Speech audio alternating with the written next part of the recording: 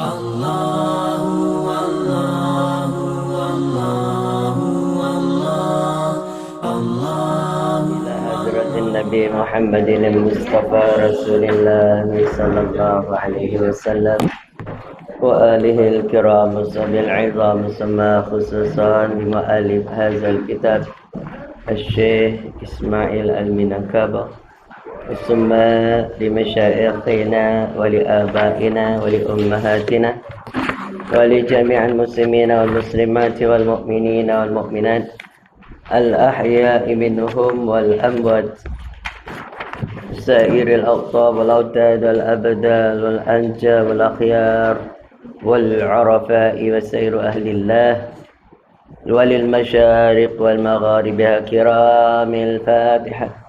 أعوذ بالله من الشيطان الرجيم. بسم الله الرحمن الرحيم. الحمد لله رب العالمين الرحمن الرحيم مالك يوم الدين إياك نعبد وإياك نستعين اهدنا الصراط المستقيم صراط الذين أنعمت عليهم غير المغضوب عليهم ولا الضالين.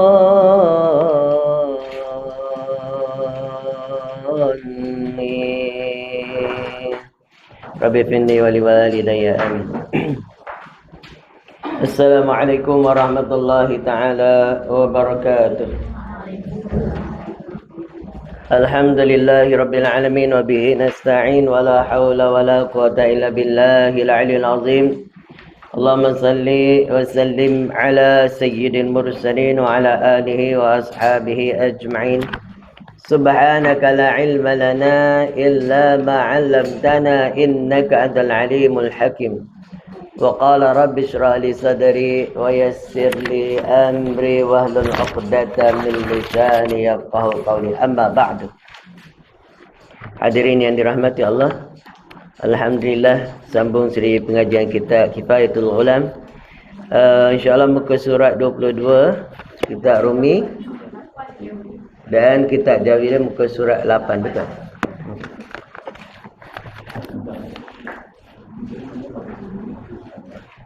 Adapun yang haram pada perempuan ke? Yang berhadap bersatu 9 perkara.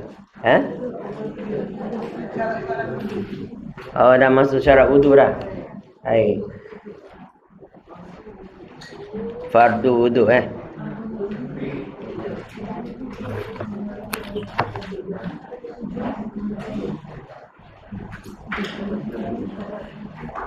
Baik.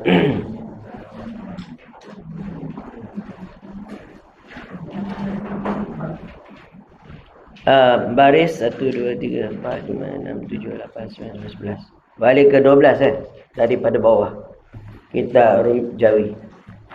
Qala musannif rahimallahu ta'ala wa nafa'ana bi'ulumihi wa barakatihi fid daraini. Amin summa amin.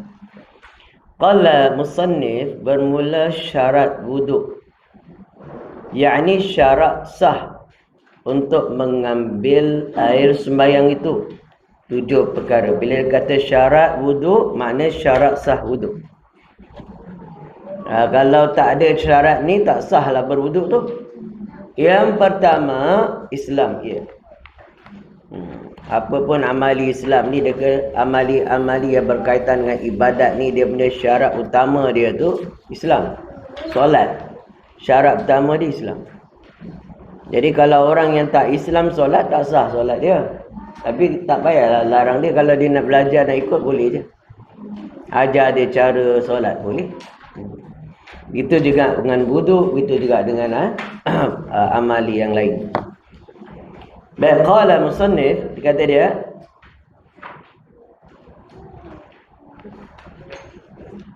ada 7 perkara. Yang pertama Islam, yang kedua memayyiz. Yakni memayyiz tu sendiri makan dan minum dan bersuci. Memayyiz ni kanak-kanak yang belum sampai usia baligh. Boleh jadi usianya 9 tahun, 10 tahun, 11 tahun lelaki. Kalau perempuan 9 tahun, ghalibnya dah 9 tahun dah datang haid. Dia dah balik. Boleh jadi 8 tahun, 7 tahun, dia dah pandai dah. Pandai cara sembahyang. Kaifiat sembahyang dia alim. Dia tahulah. Kemudian ada ilmu cara nak mensucikan najis. Dan dia ni dah boleh mensucikan diri dia sendiri. Nak bersuci, ambil wuduk, tahu. Semua tahulah. Maka orang ini dinamakan mumayyiz. Kanak-kanak ni dinamakan mumayyiz. Bila dia mumayyiz, sah dijadikan imam. Dia boleh jadi imam sembahyang. Ibadat dia sah. Ya, walaupun dia tak wajib sembahyang lagi. Jadi kalau kita anak kita umur dia 8 tahun, 9 tahun, dia dah pandai. Jadi kalau dia imam, kita orang perempuan, duduk belakang dia. Sah sembahyang, dapat pahala jemaah. Nak jemaah dengan suami, afdal jemaah di masjid. Perempuan, afdal sembahyang di rumah. Jadi dengan anak lah dapat dia berjemaah tu. Kan? Baik.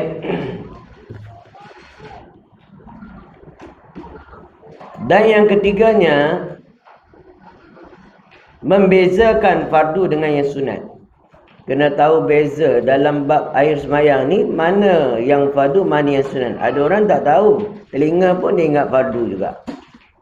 Ya. Kadang-kadang tak basuh telinga, tak sah lah, kata dia. Dia tak ada kena-mengena. Yang rukun ada 6. Anggota rukun ada 5 je. Rukun 6. Mana nak basuh? Ya tak? Anggota ada 4 je lah. Ya tak? Yang fardu. Tolak niat dengan tertib. Lain semua. Yang lain daripada 4 anggota tu semuanya sunat. Jadi di antara yang sunat dibuat, kita lagi sunnah Nabi SAW tu membasuh di belakang leher, tengkuk. Tapi ramai tak buat. Ya. Belakang tengkuk ni, lepas basuh telinga, basuh dia. Ataupun lepas basuh kaki, basuh dia. Boleh. Baik. Dan yang keempat, dengan air yang suci lagi menyucikan. Yakni air mutlak syarat dia. Kalau air tak cukup, boleh digantikan dengan tayamum. Contohnya, kita ni ada masalah kemarau, air tak cukup. Jadi nak ambil air kat perigi. Perigi pun ramai orang berebut ambil kat perigi. Kampung lah, musim kemarau. Air kat empangan dah kering. Jadi dicatunya air kurang tak? Kurang. Kurang sangat. Kalau kurang sangat lah, kurang tak sangat tak boleh. Kurang sangat sekira-kira kalau kita guna untuk ambil air semayang, kita nak makan bermasalah.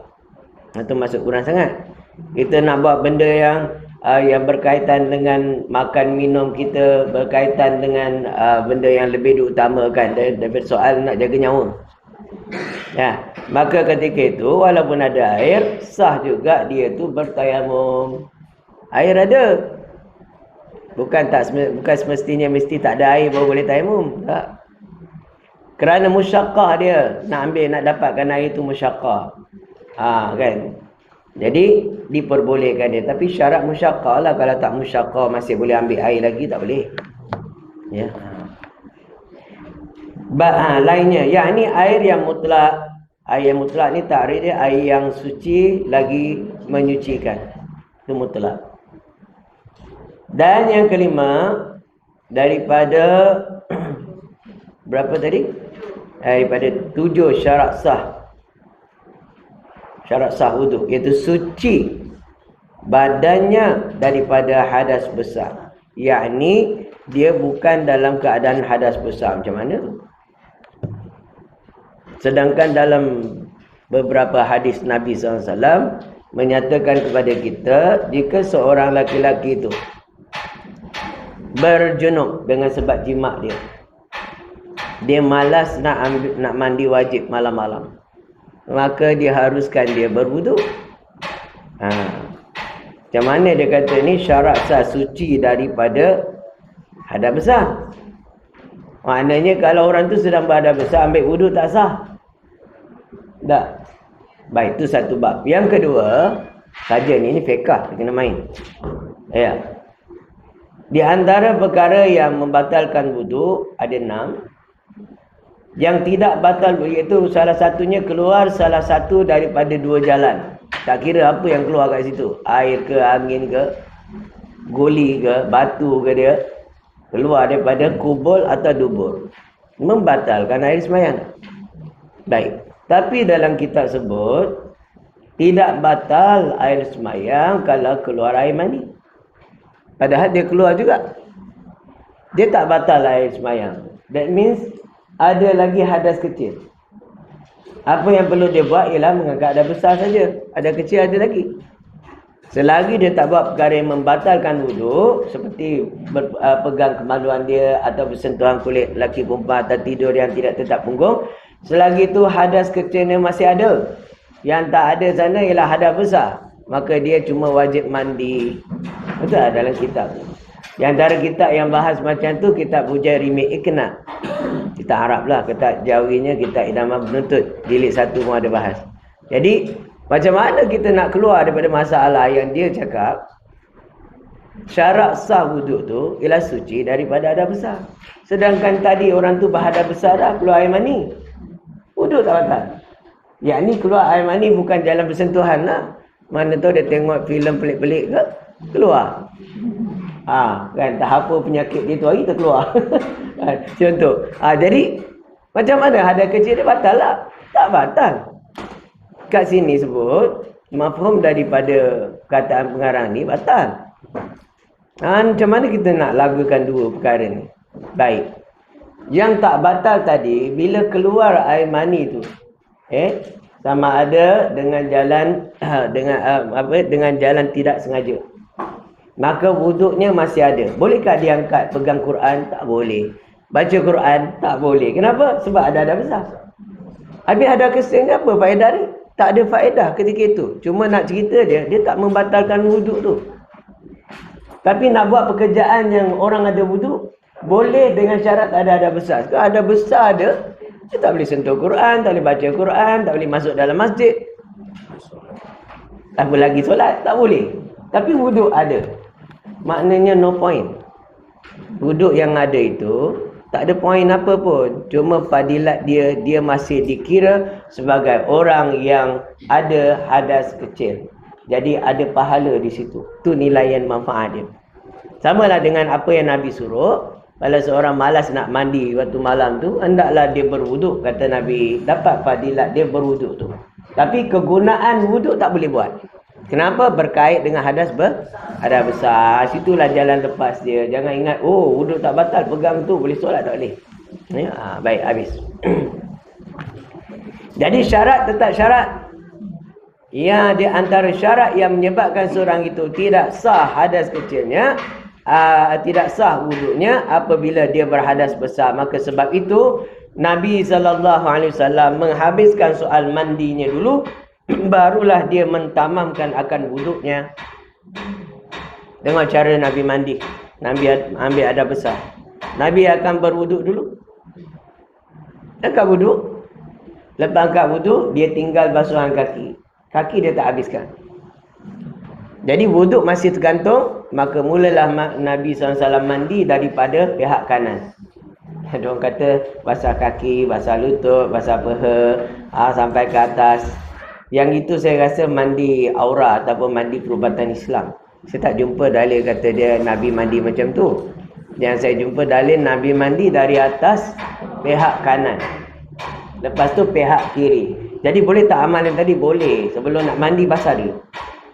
Dia ada fadilat tu. Ada kelebihan. Dia mandi aura tu. Basahkan kaki dulu. Basahkan lutut. Sampai ke perut, sampai ke dada. Nanti semua haba panas kita akan keluar. Kan? Baik tu baik. Boleh amal. Saya pun amal ke? Tapi nak mula mandi, saya akan mandi ikut cara Nabi. Daripada atas sebelah kanan. Tak ada masalah. Tapi ada orang kata itu cara Nabi mandi. Saya tak jumpa dalil. Jadi saya tak berani kata ianya bukan. Mungkin sebab saya mengaji. Kita pun mengaji bukan boleh habis semua. Banyak lagi kan. Tu kalau yang bagi tu mungkin dia ada dalil. Minta dalil dia. Jadi benda tu pun benda harus je pun. Tak ada nak gaduh, bid'ah tak ada. Tu Wahabi dia biol. Benda macam tu pun dia anggapnya haram kan. Habis. Jadi itulah jalan lepas dia. Baik, seterusnya. Yang keenam, tiada menegahkan akan air dapat lalu kepada tempat sekalian yang fardu. Yakni tiadalah menegah oleh air yang air wuduk itu daripada sampai kepada kulit, itu maksud dia. Kulit bagi anggota yang fardu. Jadi di antara perkara yang boleh menegah sampainya air ialah minyak. Minyak yang tebal seperti minyak kereta, minyak hitam. Kalau minyak kelapa tak. Minyak kelapa dikiaskan oleh ulama dengan minyak zaitun. Sebab Nabi SAW dia makan adalah roti ke cecah minyak zaitun. Jadi ada minyak. Nabi tak basuh. Nabi basuh macam biasa wuduk. Padahal minyak takkan hilang kalau takkan sabun. Tadi atas dasar itu ulama mengkiaskan minyak zaitun punya sifat halusnya molekul dia dengan minyak kelapa sawit lebih halus. Jadi orang yang makan dengan minyak kelapa tu, makan sambal kan ada minyak kan. Kalau dia basuh dengan air pun memada dah. Tak perlu nak hilang minyak baru sampai air, tak. Dia tak menegah air untuk sampai dalam. Sama juga orang perempuan yang dye rambut. Dye rambut menggunakan kimia ke ataupun pewarna yang boleh meresap ke dalam rambut. Yakni dia tak menegah air daripada sampai. Tak sama dengan dye rambut yang menyaluti rambut. Tak sama. Dia salut rambut tu. Jadi tak sampai air. Yang ini wuduknya pun tak sah. Dia punya mandi wajib dia tak sah. Bukan wuduk dia, mandi wajib dia tak sah. Wuduk dia sah. Kenapa wuduk sah, mandi wajib tak sah? Sebab wuduk menyapu air di atas kepala. Tapi kalau mandi, dia kena sampai seluruh anggota dia. Termasuk rambut, akar rambut. Jadi kena beza dua tu. Jadi hendaklah dia, kalau dia pakai pewarna ataupun apalah bahan kimia ke yang boleh meresap ke rambut, tak ada masalah. Dan dia tak menyaluti rambut. Jadi dia boleh mandi macam biasa. Orang perempuan kan suka dye kalau perak. Mula hari ni dye je bagi suami suka sikit. Tak dapat Mak Saleh, dapat macam Mak Saleh jadi lah. Kulit sama matang, ada hati. Boleh, tak ada hal. Jadi suami suka. Kan? Saya takkan rumah buat lah. Mak saya buat juga. Tapi tak adalah perang now kan. Kulit dia putih, dia perang dah macam Mak Saleh. Buat ala-ala lawa sikit, merah ke hitaman ke kan, lawa. Jangan buat Ya'juj Ma'juj sudah, sini hitam, sini biru, sini putih. Ya'juj Ma'juj. Aduh, tengok pun alamak, ini bini aku ke? Baik. Wala musannifu rahimallahu ta'ala. Baik, terusnya.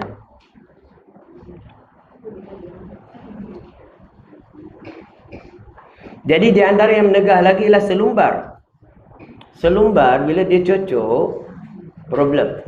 Wajib cabut dulu. Dia bukan sunat cabut tau. Wajib cabut jika boleh cabut. Lepas dah cabut, dalam kosong. Wajib sampai air. Memang pedih punya. Api kena sampai air. Tapi dia ni tak boleh cabut. Duduk dalam sangat nak cabut berdarah. Kita nak semayang dah ni. Dimaafkan. Boleh je basuh atas dia. Nanti lepas tu nak cabut pakai ketik buku cabut dia. Memang susah. Tapi itulah kaedah fiqahnya. Selagi boleh kena buat.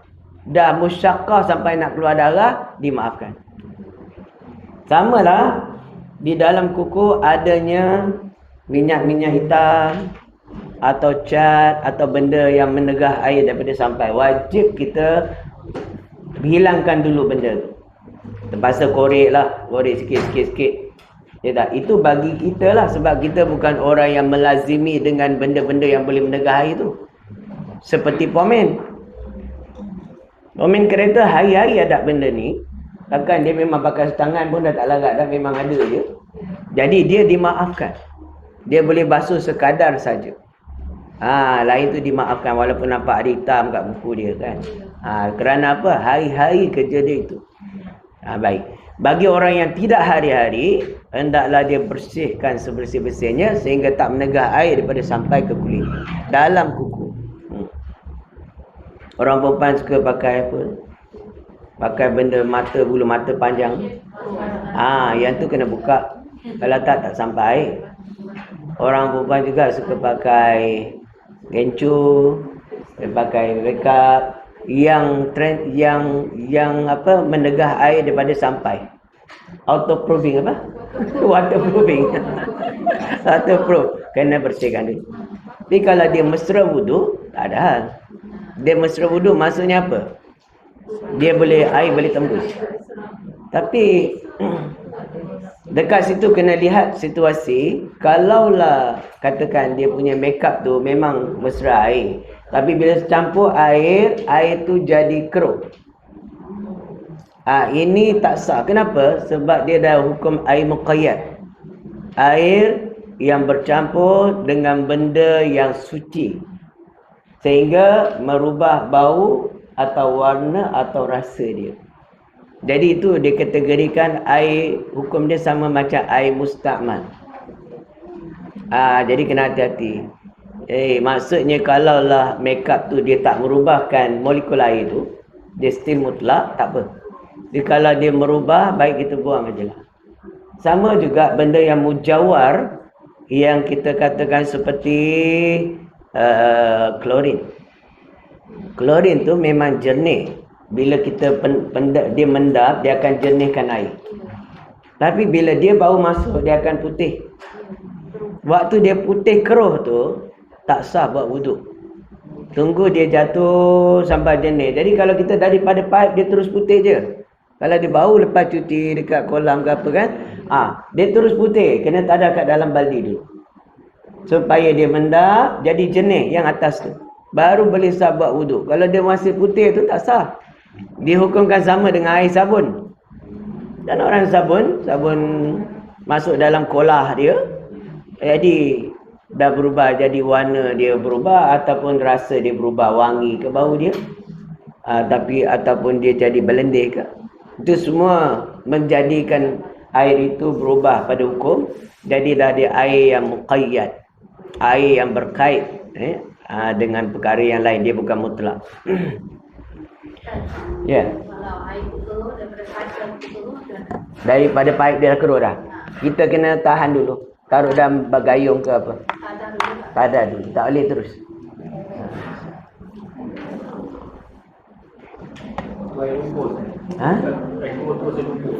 Kalau air lumpur tak? Itu air yang kata tadi air campuran klorin. Dia panggil bercampur dengan benda yang suci mujawar seperti klorin, sabun tu. Tapi kalau air sungai memang keruh, dimaafkan. Air yang daripada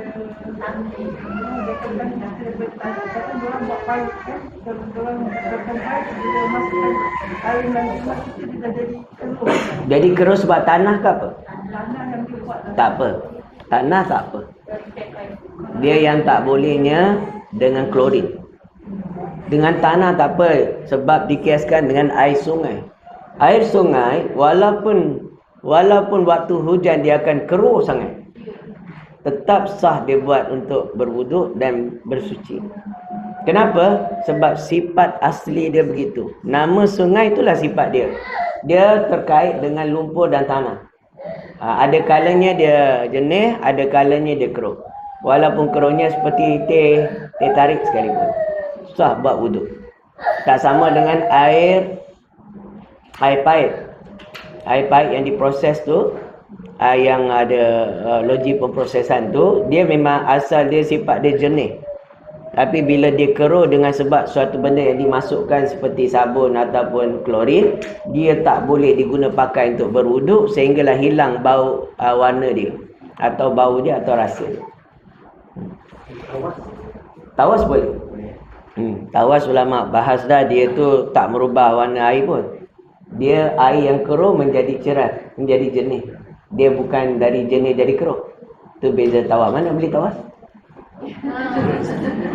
Saya ada kolam air bawah tanah tu. Bila saya taruh dalam kola dia ada bau tanah. Kedai India ada. Tawas ni dia macam mana bentuk dia? Macam sabun. Kristal. Gula batu. Okey, cantik. Saya nak tanya. Saya pernah tanya kat kedai hardware. Apa dia pun tak tahu. Kedai India ada InsyaAllah. Saya nak cari tawas tu lah. Asal nanti diorang bila wuduk ada bau tanah. Bukit Cina.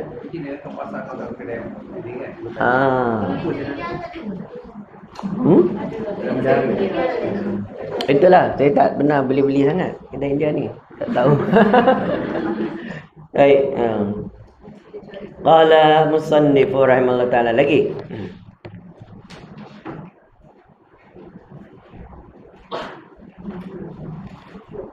Yang ketujuh, jangan ada i'tiqad. I'tiqadkannya sunat. Mana jangan ada hati dia berubah niat kepada sunat. Masalah suatu daripada fardu wuduk yang 6 itu. Demikianlah syarat sah wuduk. Jangan berubah niat. Yang fardu dia niatkannya sunat. Contohnya basuh muka dia ingatkan sunat. Tak boleh. Dia akan membatalkan wuduk tu. Jadi dia kena tahu beza dan jangan sesekali dia menyangka yang fardu itu sunat. Tak boleh. Jadi tapi kalau kontra dia boleh. Dengan syarat tidak takyinkan apa. Dia menyangka dalam basuhan wuduk ni semua fardu lah. Dia sangka dalam maksudnya dia tak tahu beza. Dia menganggap semuanya fardu. Kan kebanyakan orang macam tu.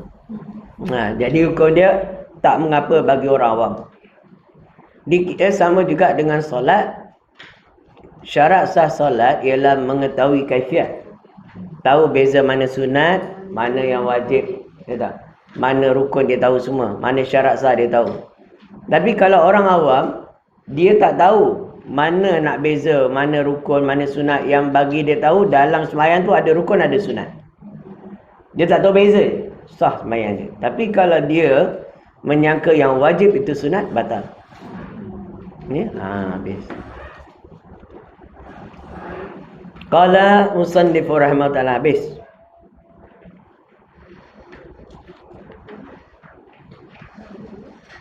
Demikianlah syarat wuduk yang tersebut di dalam kitab fiqh. Adapun fardu wuduk atau rukun wuduk itu, iaitu 6 perkara. Ini kita lajulah, ini mudah ya.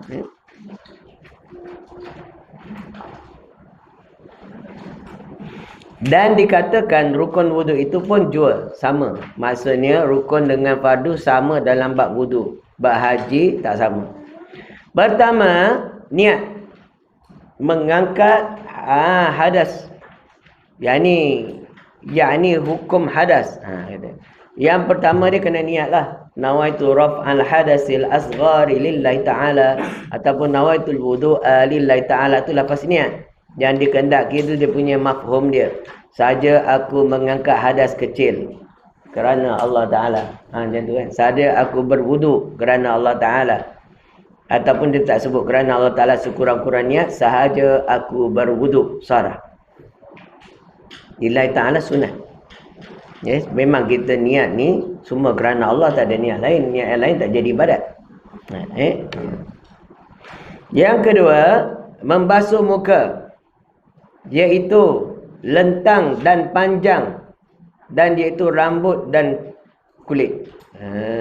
Muka ni lentang dan panjang tu bermaksud daripada atas tempat tumbuh rambut ni sampai ke tempat tumbuh janggut, bawah dagu, daripada cuping anak-anak telinga kecil ni dengan sebahagian cuping sampai dia punya pusingan di sini ni sampai ke tempat alkum. Sampai sini.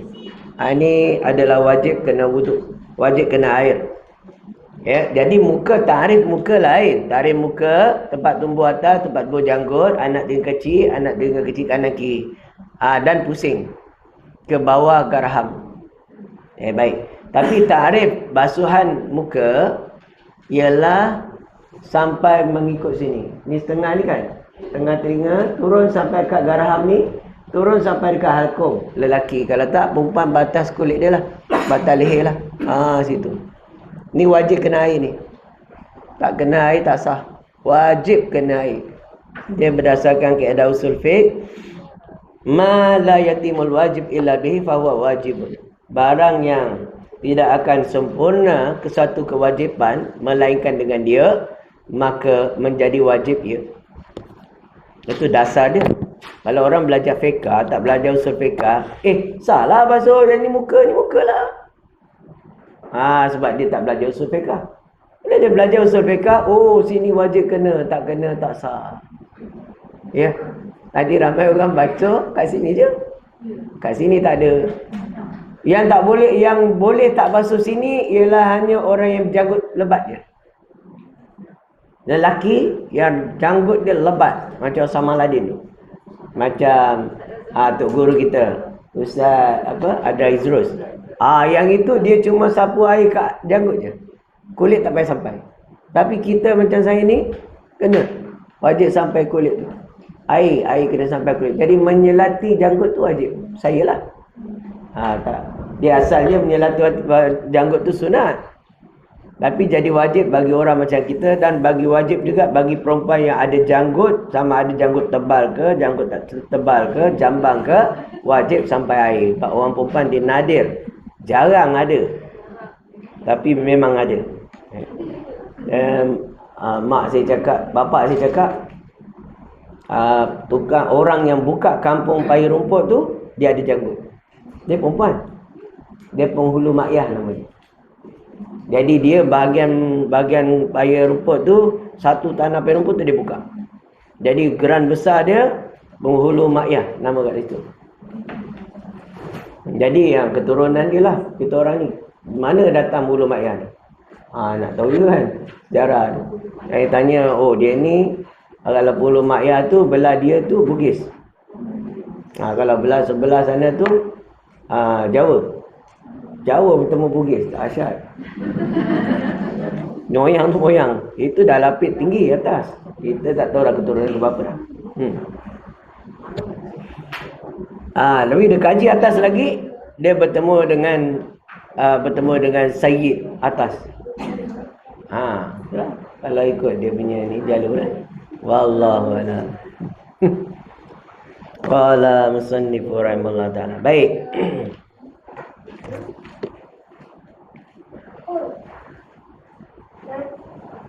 Yang itu tadi perempuan umrah itu tak cukup sama lah. Sama. Perempuan yang pergi umrah samalah untuk wudu. Nak buat tawaf jaga. Jadi orang perempuan jaga aurat dia seperti sembahyang lah, sama. Baik, terus. Yang ketiganya, membasuh dua tangan hingga dua siku. Nampak senang ya. Bawah kukunya kena sampai. Kemudian ini siku kan. Dia kata sampai siku, sampai sinilah. Tak, jadi siku dah. Ini siku, sampai sini dah okey. Ini kalau ikut perbahasan usul fiqh, dia wajib melebihi sedikit dari siku tu. Jadi yang ni pelipat ni ada garisan lebih dalam satu jari tu wajib. Lebih sampai sini sunat. Lebih sedikit wajib, lebih sini sunat dan sunnah Nabi. Cara Nabi ambil wudu, Nabi akan basuh satu-satu. Air dari atas dituang pakai bejana ke, pakai apa tu? Teko ke, ataupun paip. Jadi daripada kuku dah tak ada air, daripada kuku masuk pusing sampai sini. Cara Nabi basuh. Tapi Nabi tak terus buka air tu. Kita buat pembaziran kat situ. Jadi kalau baiknya suami ambilkan wudu isteri. Suami pegang tu. Asyik isteri nak basuh kaki dia. Dia kenalah. Kan ambil tamu ni kita ke sunnah Nabi sayang. Tu. Antik. Buat satu. Yang kedua tak ada lagi. Sampai yang ketiga dia masuk sini tau. Jari masuk sini. Jari dia masuk daripada atas. Sama juga. Dah 3 kali. Belah sini pula. Jadi dah 3 kali dia jari masuk macam ni.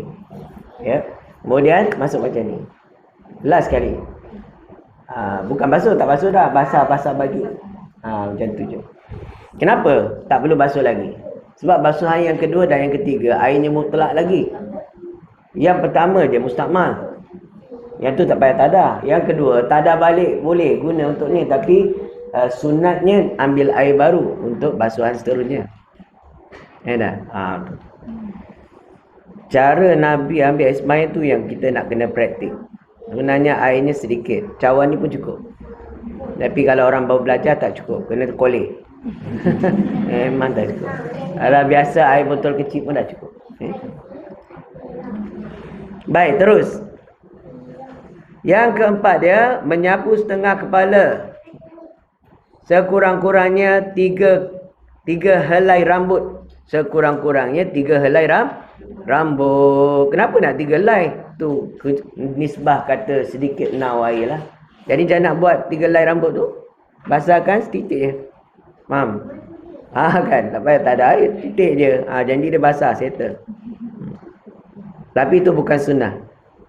Itu hanya melepaskan tahap rukun. Yang sunnahnya ialah cara Nabi ambil. Nabi basahkan 2 tangan dia. Dua-dua. Dah basah dia tak tadah tangan. Dia basah. Ambil ibu jari letak dekat ni. Dekat anak telinga. Dari depan.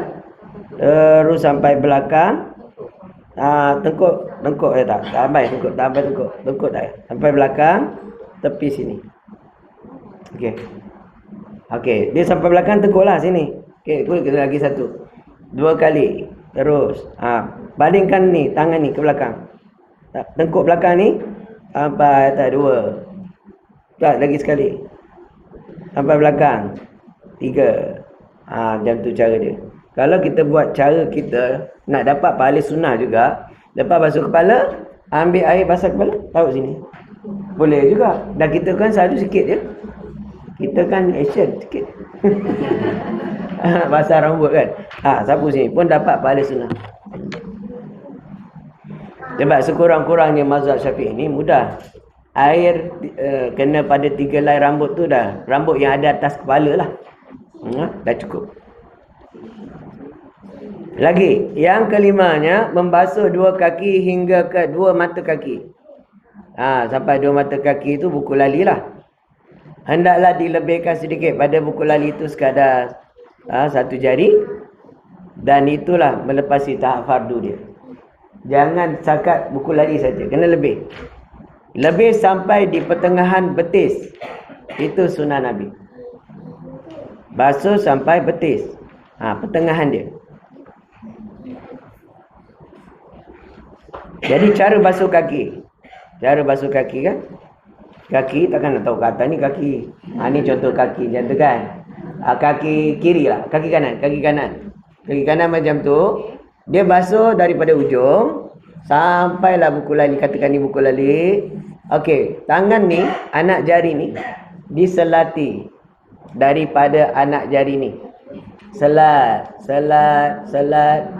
Pakai anak jari. Yang ni tak payahlah kita tutup. Macam tu lah. 1, 2, 3, 4. Tu cara dia. Sana belah sini pun sama. Belah sini. Lepas dah basuh daripada ujung. Sampai sini. Ambil. Bukan ambil tangan kanan tau. Tangan kiri. Okey, kata yang ni kaki kiri. Susah. Dia kena selat pada ibu jari. Daripada anak jari. 1, 2, 3, 4. Dia straight lah maksudnya. Ini ibu jari lah kan? Ibu jari lah kan? Ini bukan anak jari. Ibu jari. Ibu jari kaki kiri. Tangan masuk dari sini. 1, 2. Susah lah. Kena ada kaki juga. Macam ni masuk. Macam ni lepas tu masuk depan. Okey. Itulah cara dia. Tapi Nabi angkat duduk. Yang kanan belah bawah lah. Ya, belah bawah. Ya. Saya nak buat. Yalah susah lah kita kan. Perut dah boroi susah. Masuk daripada atas. Ni kan, daripada atas boleh juga. Dapat juga pahala sunnah. Ya. Habis dah tak boleh dah. Mana tunduk muntah darah dia. Itu perut orang pakai motor chopper je. Dah pakai Harley Davidson boleh lah motor macam tu. Boleh sajak. Masya-Allah. Qala musannif rahimallahu taala. Baik, terus. Yang keenam tertib, yakni yang dahulu dahulukan, yang kemudian dikemudiankan. Demikianlah fardu wuduk yang tersebut dalam kitab Fathul Qarib. Jadi kitab ni, Fathul Qarib ni di antara kitab yang diajarkan di pondok-pondok lah seluruh Nusantara ni sampai ke Arab Saudi, sampai ke negara Arab.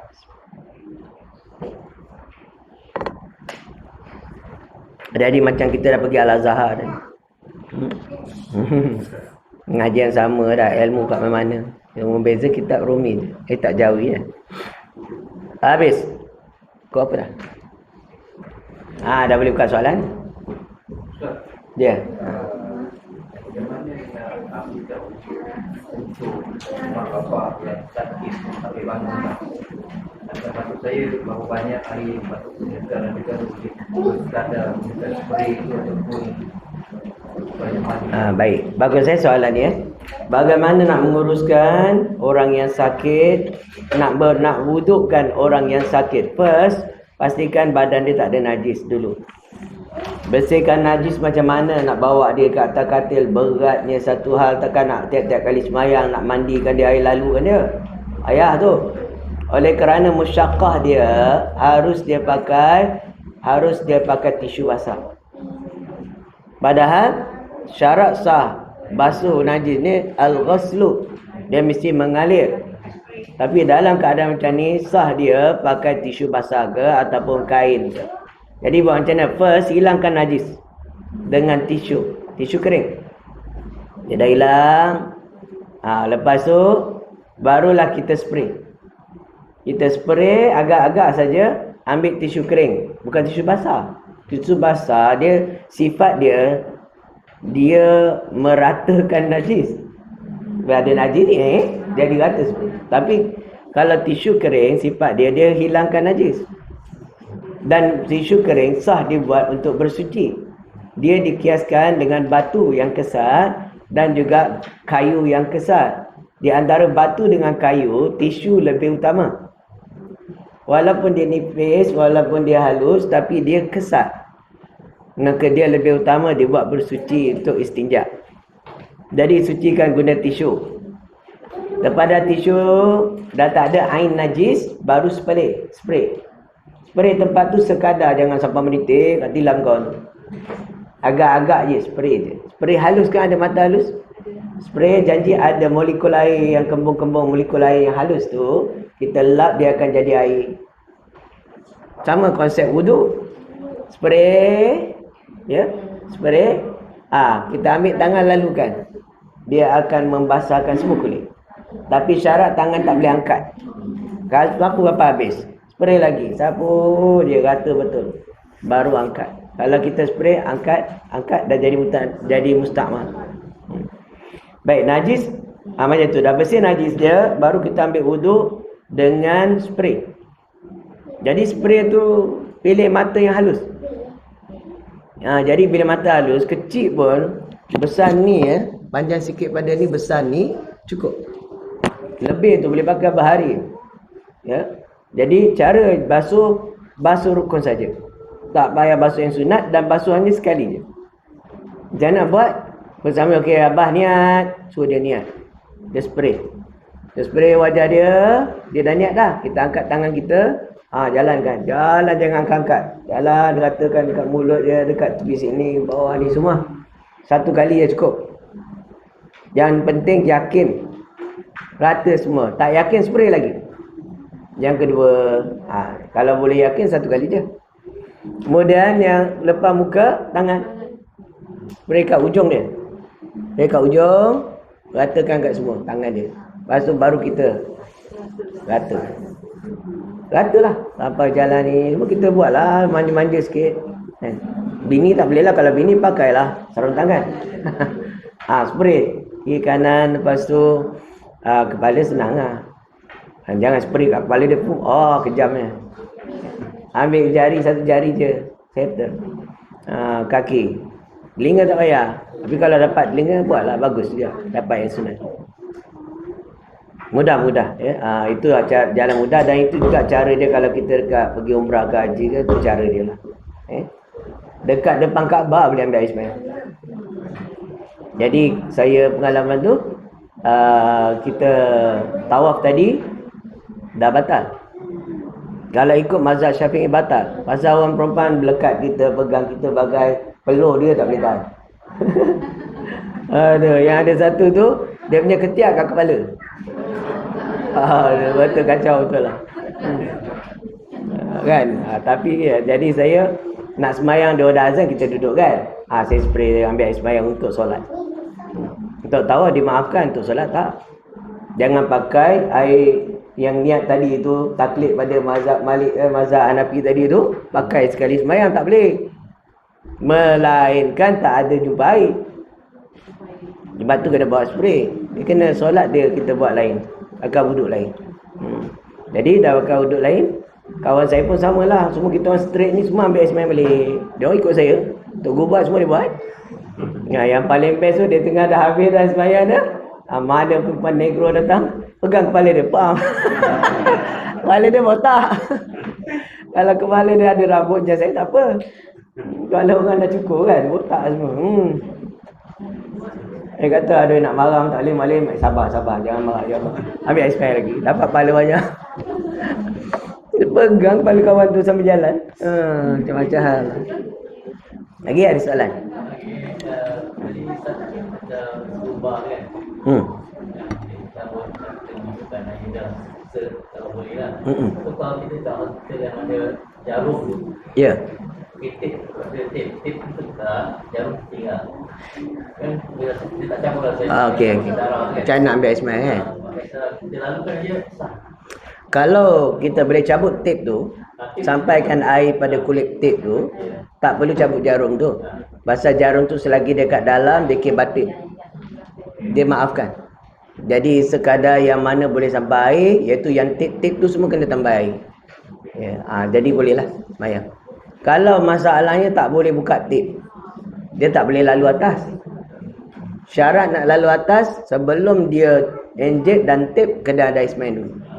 Baru kita boleh ambil air ikut pada kadar mana boleh. Yang tip tu kita lalukan air di syaratnya, baru boleh. Kalau tak, yang ini nak tampung dengan tayamum, tak boleh juga sebab dia anggota tayamum. Jadi kita semayang mak waktu. Maknanya sebelum proses untuk laser tu ataupun nak simen, Ya, ambil air semayang dulu. bersihkan sikit diri. Ya, betul. Duduk sekali kalau boleh. Itu perbahasan ulama moden. Sebab zaman Nabi tak jumpa benda simen tu. Tapi dikiaskan dengan khuf. Orang yang pakai khuf, beberapa hari dibenarkan pakai khuf tu, kalau dia batal air semayang ke apa, dia tak perlu buka khuf tu. Dia ambil air semayang macam biasa, cuma isyarat sapu atas dia. Bawah tak kena air. Itulah dikiaskan dengan orang simen tu. Kalau khuf tu dia tinggal ada hari dia, lupa lah. Nanti saya tengok boleh. Dia ada hari dia. Tak. Hari yang dibenarkan. Kalau khuf lah, kalau simen tak. Simen dia panjang sampai dia buka lah. Lain? Itu kebetulan. Kiranya orang nak simen. Sebelum simen dia buat proses pencucian diri kemudian apa tu dah simen, okey. Dah simen tu kalau dia angkat mulut biasa, tentu tayamum. Sebab ada kaki tu yang belum. Okey. Lepas tu solat. Solat tu tak kena Qada, tak perlu. Kalau dia dapat tayamum. Kalau dia buat.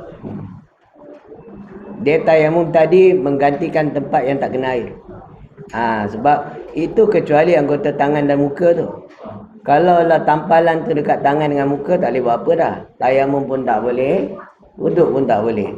Jadi semayang mak waktu saja. Wajib qada. Lain? Tadi pasal tisu. Kita tak boleh sampai nak syar-syar apa. Apa dia pakai?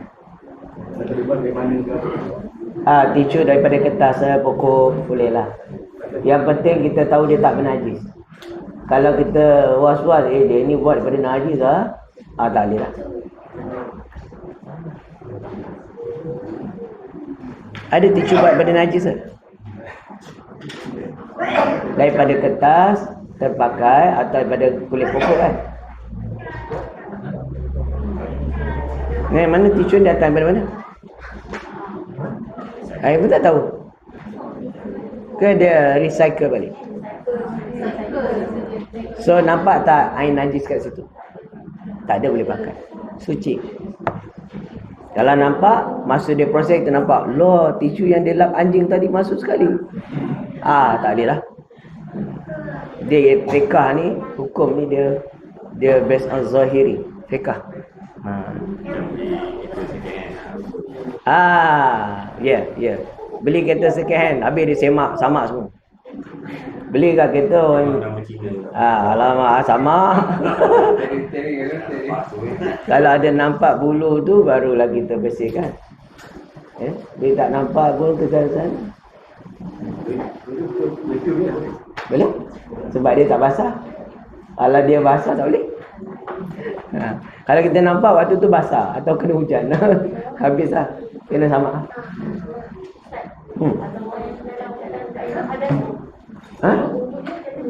Orang yang selalu berhadas, orang yang mustahadah, orang yang selalu berhadas besar satu, orang yang selalu berhadas kecil lah, bukan berhadas besar. Orang yang selalu menanggung hadas, dia tu orang yang seperti darah selalu keluar daripada kemaluan dia satu, dari darah istihadah. Jadi macam mana dia tu? Dia dikiaskan seperti tayamum, satu fardu satu wudu. Dia ambil wudu satu fardu dengan beberapa sunat. Sampai dia fardu yang lain, dia kena ambil wudu lain dan bersihkan tempat tu lagi sekali. Setiap kali tu darah keluar, dia kena tutup, sumbat pakai pampers. Lepas dia nak masuk asalkan, dia buat benda yang sama lagi. Dia bersihkan, dia pakai pampers semua, dia kena wuduk lagi sekali untuk solat asal. Walaupun berhampiran, dulu tak macam dah. Walaupun berhampiran. Sebab tu syarat dia. Ya. Dua kali. Jamak pun wuduk 2 kali. Sama orang tayamum hukumnya. Orang yang bertayamum buat solat jamak kasar, dia kena 2 kali tayamum. Tayamum senang, mak muka, tangan dia.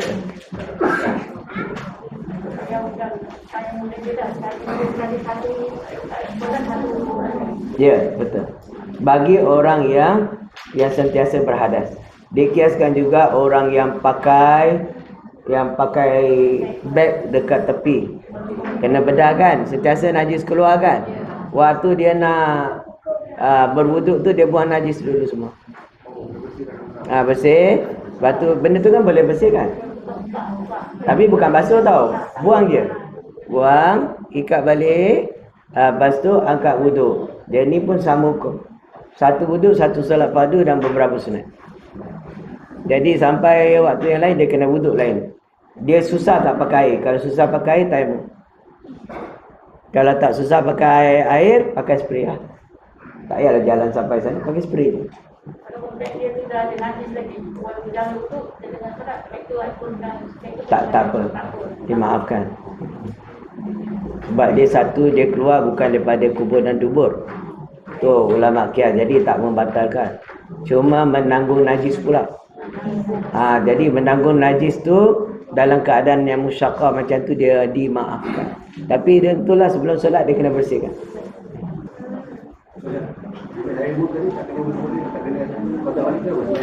Yang mana?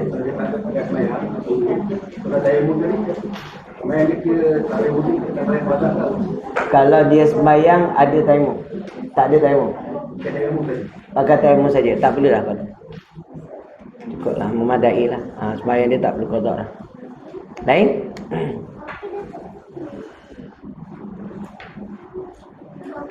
Oh, patutlah jam ni tak jalan. Salah.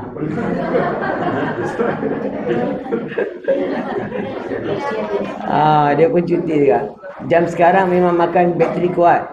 Dia sebenarnya cari jam yang tu bagus. Ini dia pusing non-stop kan. Memang dia telan bateri ni. Zaman sekarang berniaga buat jam macam ni lah. Memanglah murah tapi kena beli air-air. Bateri lah. Ada soalan lain? Ini bukan sekali yang terbeli di pasar sekali. Tadi dirabui tentang semua makanan yang diimpor belum bukan. Oh. Kami untuk indir. Mana sekali? Kalau diragui elok tinggalkan. Tapi sekarang menjadi macam itu mereka minta keluarkan masyarakat Islam. Banyak bangga. Satu ambil jalan buat report lah pada yang berwajib satu. Yang kedua, kalau kita dah tahu macam tu, seeloknya kita hindarkan lah. Jangan beli. Patutnya kena benda tu pihak wajib ni kerja lah. Kita sampaikan makna. Kalau tak tahu benda tu sama ada dia lah. Mana tu subahan Tak subah. Kalau dia tak tahu, dia pula berzon ni kata dia halal, dia sah bagi dia.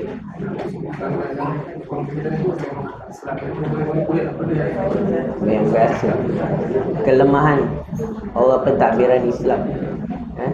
Kita kena, orang Islam tu dia kena lebih cermat lagi patutnya doa soal. Lain?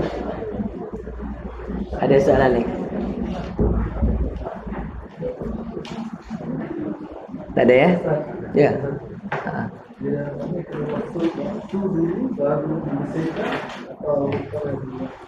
Bagus. Ini saya terlupa urai. Setelah masuk waktu. Dia jangan buat sebelum masuk waktu. Tak sah. Bila dah masuk waktu baru boleh. Bagus orang tanya boleh ingat. Lain?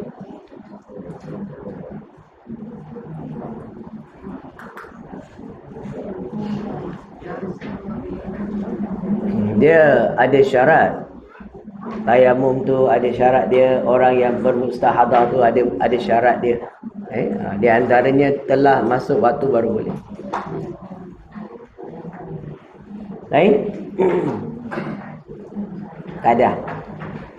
Wallahu a'lam bishawab. Bismillahirrahmanirrahim. Allahumma la qulubana min hidayah. Kama nawarta ala syamsika abadan bi rahmatika ya arhamar rahimin. Walhamdulillah. Allah